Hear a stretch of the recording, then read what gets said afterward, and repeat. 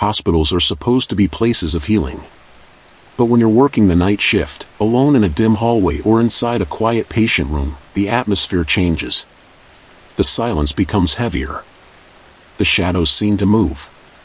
And some nurses say that what they've seen and heard during those long, dark hours still haunts them. These are 5 true supernatural stories told by real nurses. They are not made up. They are not exaggerated. Just unexplained. Story 1, Room 206, told by Claire. I've been a registered nurse for over 12 years. I've worked night shifts most of my career, and to be honest, I prefer them. Things are quieter, calmer, less chaotic than the day shifts, at least, usually. This happened about 6 years ago, when I was working on a small med-surg unit in a hospital that had been around since the 50s. The building had gone through renovations, of course, but parts of it still felt old. You could tell by the smell, the way the floors creaked in certain spots, and how the lights buzzed a little louder in some rooms. We had a patient, Mr. Reeves. He was in his late 80s, came in with complications from pneumonia. He wasn't doing well. His vitals were all over the place, but the doctors decided to keep him in room 206, one of the quieter corners of our wing. That room always felt colder than the others. Maintenance could never really explain it. They checked the vents, the seals on the windows, even replaced the thermostat once. Still cold. I was his nurse for 3 nights in a row. The first night, everything seemed fine, at least, clinically. But I remember he kept glancing toward the corner near the chair by the window. Just staring. At one point I asked, "Is something bothering you?" He whispered, "She's standing there again." I thought maybe he was hallucinating. Happens a lot with elderly patients, especially when they're sick and on medications. I noted it in the chart and didn't push. The second night, his condition had worsened. He was barely responsive, but his eyes would dart toward the same corner. He didn't speak, but his face looked panicked whenever I walked near that side of the room. Around 2:15 a.m., I went to check his oxygen levels. The monitor had been beeping, and when I stepped into the room, I swear I felt something cold brush past my left shoulder. The hair on the back of my neck stood up instantly. There was no draft, and I had just come from the hallway, which was warm. When I looked over at Mr. Reeves, his eyes were wide open, staring at me. He mouthed the word "run." That night, he coded around 4 a.m. We tried everything, but he didn't make it. Usually, after a patient passes, there's a process. Family is notified, the body is prepared, the room is cleaned and left unassigned for at least 24 hours. But not this time. The next night, I came in and found out that room 206 had already been filled. A younger patient this time, a post-op case recovering from an appendectomy. No complications. But by midnight, the call bell rang from his room. When I walked in, he said, "There's someone else in here." He pointed toward the same corner. I tried to reassure him. Told him it was probably a shadow or the medication making him drowsy. He didn't look convinced. And honestly, I didn't believe myself either. Later that shift, I had to bring in fresh linens. I walked in quietly, assuming he was asleep. But the room was silent, no beeping, no TV, no movement. That same corner was darker than usual. Not just shadowed, it was like the light refused to settle there. As I laid the linens on the foot of the bed, I felt pressure. Not on me, but in the room. Like the air had thickened somehow. And then I heard it, a soft, dragging sound, like feet shuffling across tile. But the patient was asleep. Still, I backed out of the room without folding the linens. I didn't even realize I was holding my breath until I hit the hallway. I requested to switch patients after that. I didn't tell anyone why. Nurses talk, sure, but I didn't want to be that person. The one who says a room is haunted. Still, no one likes working room 206 on night shift. They'll do it if they have to. But you can always tell when someone's assigned there. They check the hallway more often. Keep the door cracked. Sometimes they hum to themselves while they chart. I've since moved hospitals. But I still think about that room. About Mr. Reeves. About the look in his eyes when he told me to run. And sometimes, when I'm in a quiet patient room late at night and feel that cold sensation again, I wonder if she followed me. Story 2, The Man in the Mirror, told by Teresa. I've worked in the psychiatric ward of a general hospital for nearly a decade. It's a tough floor. Not because of the patients themselves, but because of how unpredictable nights can get. You have to stay sharp. You get used to seeing strange behavior, hearing shouting, and staying calm when things feel out of your control. But one night, something happened that still makes me question what's real and what isn't. I was covering the high observation wing, 4 rooms, all with one-way mirrors for monitoring. Most of the patients in that area are on 15-minute checks. One of them, a man in his early 40s, had been admitted for severe disassociation and paranoia. No violence. No outbursts. Just fear. Constant fear. He wouldn't sleep. Wouldn't eat. He kept whispering to himself and asking if they were still watching. The mirror in his room was standard, meant to reflect like glass from his side, but we could see through it from the nurse's station. That night, I was alone at the desk doing charting around 2:30 a.m. I remember the hallway was unusually quiet, even for psych. All I could hear was the faint hum of the overhead lights. As I glanced up to do my next round of checks, I saw the man sitting up in bed, staring straight into the mirror. But his posture was off. Rigid. Like he was holding his breath. I walked over to the observation window and watched for a second. He didn't move. Just sat there, frozen, staring at his own reflection. I noted it and started walking toward his door to do my check. As soon as I opened it, he turned to me and said, "Don't go in there." I stopped cold. I was already in the doorway. I asked him calmly, "Why not?" He looked back toward the mirror. "Because that's not me." I followed his gaze, and I swear to you, I know how insane this sounds, but for a moment, just a flicker, the reflection in the mirror didn't move with him. It blinked a second too late.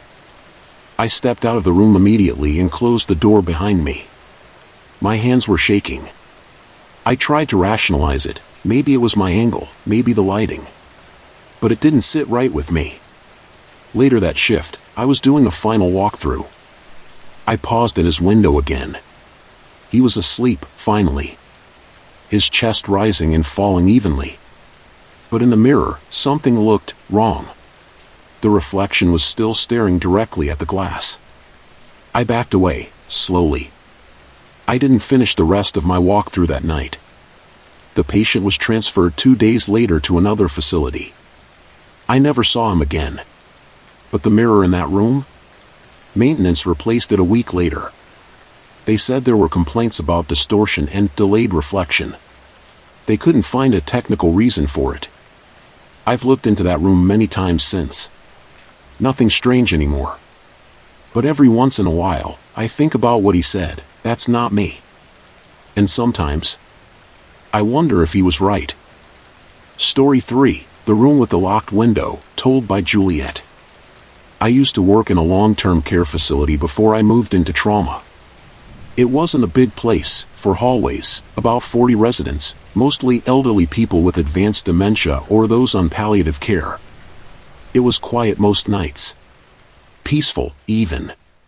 There was one room, though, room 14, that always gave everyone a strange feeling. It wasn't just the usual old building weirdness. Staff rotated often, but no matter who was on, they all said the same thing: something about that room felt wrong. The window in room 14 was permanently locked. Not for safety. It had been sealed shut years before I started working there. No one knew exactly why. Maintenance just said the frame was warped. But I always found it odd that it didn't look warped. It looked clean. Perfectly intact. Just unopenable. One night, I was covering for a coworker and had room 14 on my list. The resident, Mrs. Hallberg, was in her 90s. Nonverbal. She didn't move much, mostly just slept or stared out the window. She had no visitors. No family. Just us. At around 3 a.m., I was doing my rounds when I passed by her room and saw her standing. She hadn't stood in over 6 months. She was facing the window, her hand resting gently on the glass. I froze. Her body looked stiff, like it took everything in her to be upright. Her head was tilted slightly, and I could see her mouth was moving, like she was speaking to someone. Or something. I opened the door and called her name softly. She didn't turn around. As I stepped closer, I noticed something odd. Her breath was fogging the glass, but there was already fog on the outside. Like someone else had been breathing on it from the other side, too.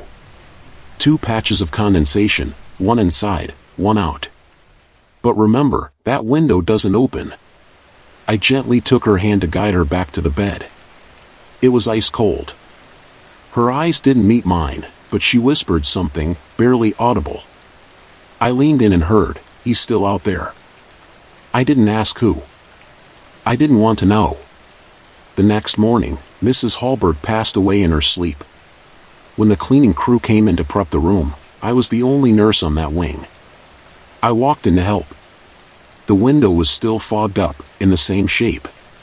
One of the cleaners tried to wipe the glass, but the outer mark didn't go away. It wasn't moisture. It was a faint, circular impression, almost like a hand. A palm, pressed flat. They had to scrape it off. Like it had been left there for hours. Days, maybe. After she died, the room stayed empty longer than usual. No one requested it. Some of the night staff refused to even pass by that side of the hallway. I never worked that hall again either. Some nights, even now in a different hospital, I'll find myself checking windows. Just to make sure they're locked. Not because someone might get out, but because something might be trying to get in. Story 4, The Laugh That Didn't Belong, told by Naomi. I worked in pediatric oncology for almost 4 years.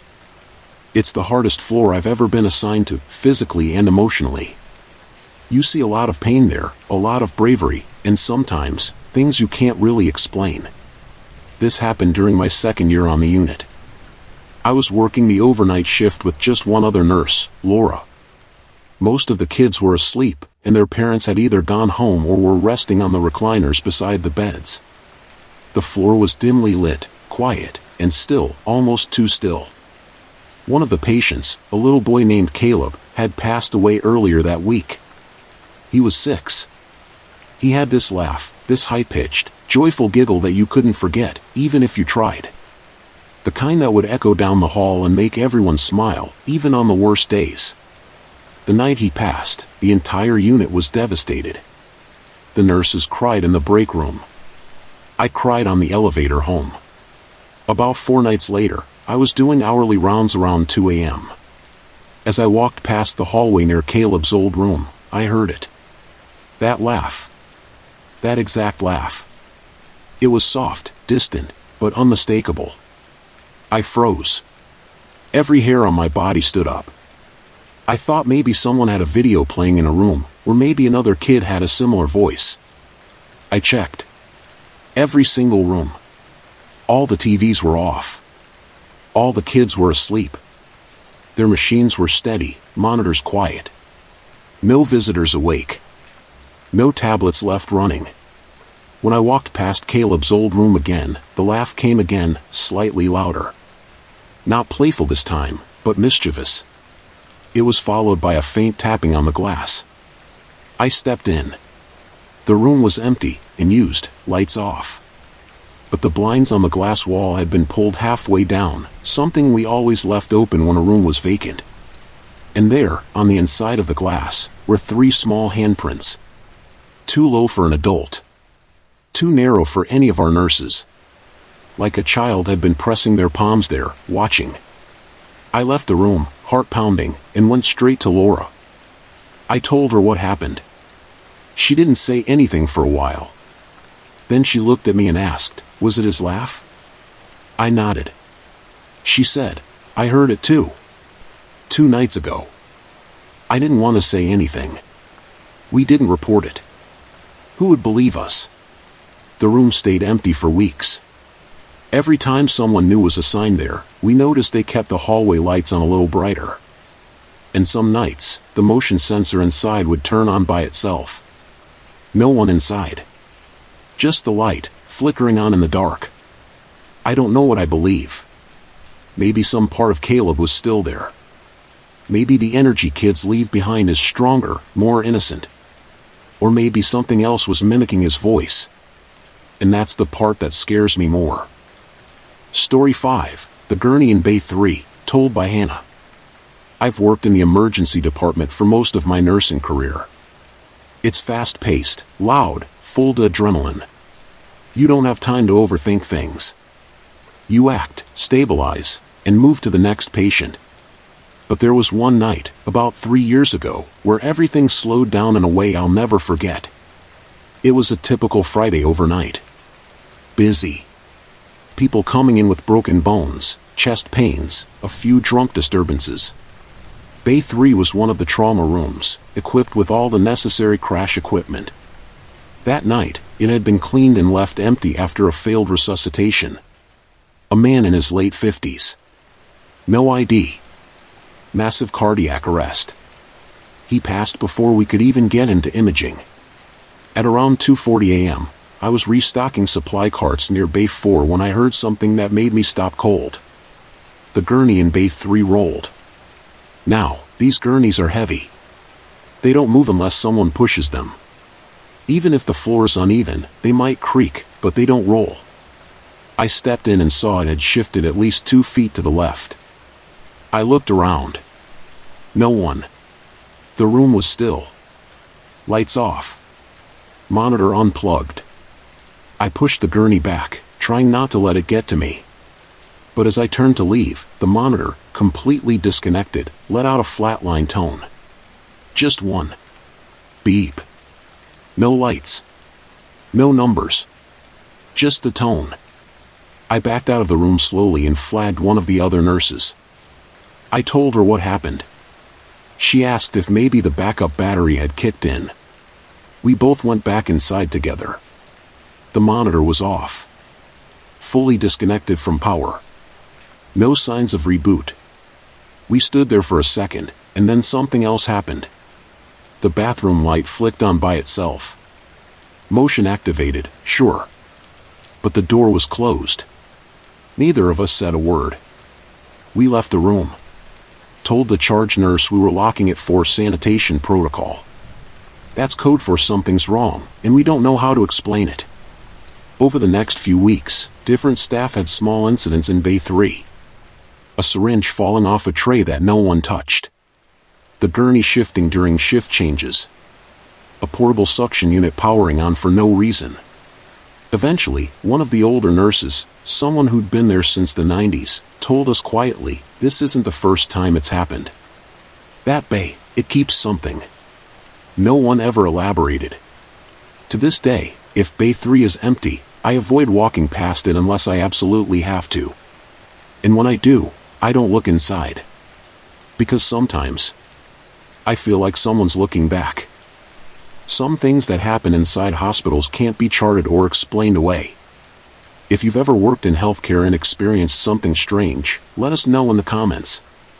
And if you're new here, make sure to like, subscribe, and turn on notifications for more terrifying true stories. Thank you for watching.